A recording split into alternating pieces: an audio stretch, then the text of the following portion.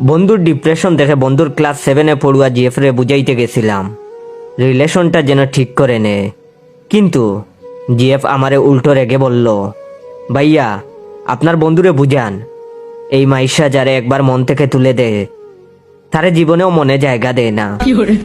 আপনার বন্ধুরে আমি বারবার বলছি লাইফে সিরিয়াস হও, সামনের দিনগুলোর জন্য প্রস্তুতি নেও। আমি তখন মিনমিন করে তাকে বললাম, সে ছাত্র ভালো, সামনের এক্সামে ঠিক ভালো রেজাল্ট করবে।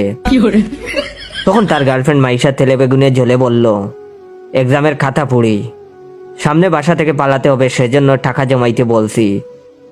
সে টাকা না জমিয়ে আড্ডা দিয়ে বেড়াচ্ছে। জানেন আমি কতটা বিয়ের সম্বন্ধ আটকাচ্ছি, শুধু ওরে ভালোবাসি বলে। আমেরিকান সিটিজেন ছেলে পর্যন্ত রিজেক্ট করে দিছি। মেয়ের এইসব জ্বালাময়ী বাসনে বলতে সাহস পাইলাম না যে ক্লাস 7-এর মেয়ের বিয়ের প্রস্তাব কোন আমেরিকান বলদ দিছে।